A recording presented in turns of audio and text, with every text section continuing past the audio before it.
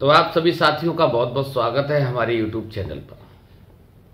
जिस तरीके से उत्तर प्रदेश का घटनाक्रम आए दिन बदलता जा रहा है, उसी मुद्दे पे मैं बात करने के लिए आज उपस्थित हूं।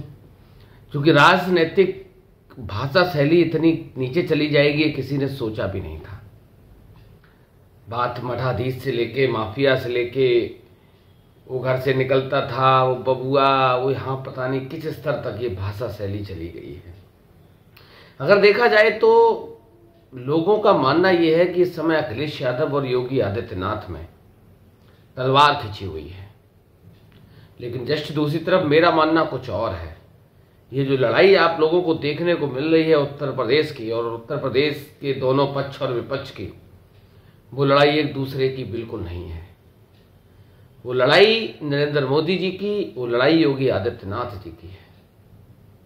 उसका सबसे बड़ा कारण है कि 2024 के लोकसभा चुनाव में जिस तरीके से भारतीय जनता पार्टी की हालत उत्तर प्रदेश में हुई थी, तब से नरेंद्र मोदी को यह लगता है कि योगी आदित्यनाथ ने जानबूझकर भारतीय जनता पार्टी की हालत कर दी, जानबूझकर इस तरीके के काम करे गए, जनता में निराशा गई और जाके बीजेपी की हालत उत्तर प्रदेश में खराब हो गई।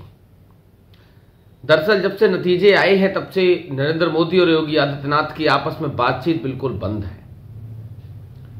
योगी आदित्यनाथ को यह लगता है कि पता नहीं कौन सा सवेरा ऐसा होगा जिस सवेरे मेरी कुर्सी चली जाएगी। अगर दूसरी तरफ बात करूं तो इस समय नरेंद्र मोदी सिर्फ इंतजार में है, भारतीय जनता पार्टी का शीर्ष नेतृत्व इस इंतजार में है कि उत्तर प्रदेश की 10 विधानसभा सीटों के नतीजे आए और उन नतीजों के आधार पर योगी आदित्यनाथ के कामों का आकलन किया जाए और उनको रास्ते से हटा दिया जाए।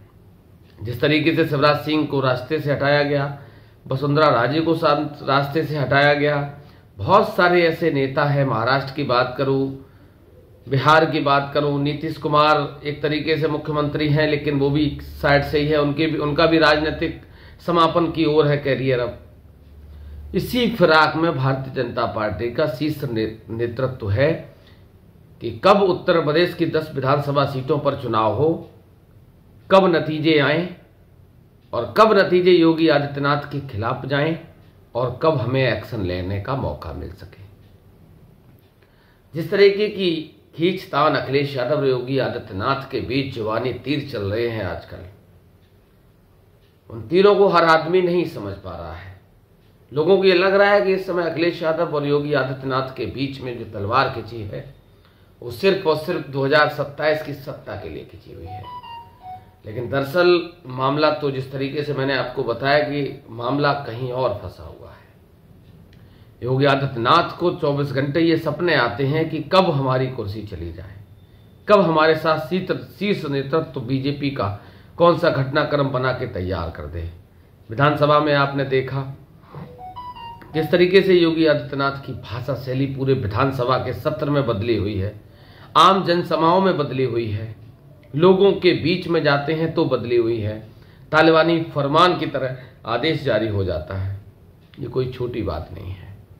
उत्तर प्रदेश की 43 सीटें जो इंडिया गठबंधन जीता है, तब से भारतीय जनता पार्टी की पूरी टीम की हालत खराब है। उनको समझ नहीं आ रहा है कि उत्तर प्रदेश में वैसा क्या किया जाए कि कहीं ना कहीं मान और सम्मान बचाने की लड़ाई में ये 10 सीटें जो उपचुनाव की है मान सम्मान बच सके। अगर इस बार अयोध्या से हार गए तो पूरे देश में एक और संदेश जाएगा कि 2027 में उत्तर प्रदेश की भाजपा की सरकार जाने वाली है।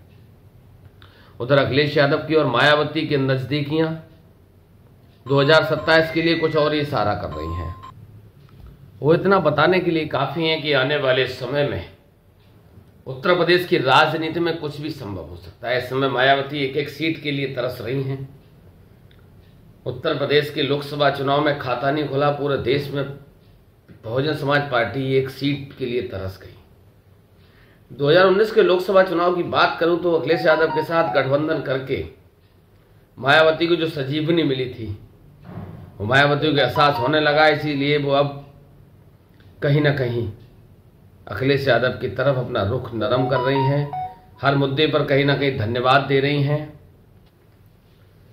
तो अब देखना ये होगा कि आने वाले 2027 के विधानसभा चुनाव के पहले किस तरीके की राजनीतिक घटनाक्रम उत्तर प्रदेश में बदलता है। उससे पहले 10 उपचुनाव की सीटें हैं और वो उपचुनाव की सीटें ये निर्णय करेंगे योगी आदित्यनाथ अपनी कुर्सी पर रहेंगे या योगी आदित्यनाथ की कुर्सी 2027 के विधानसभा चुनाव से पहले उनको किनारे लगाने से साइड लगाने की प्रक्रिया शुरू कर दी जाएगी।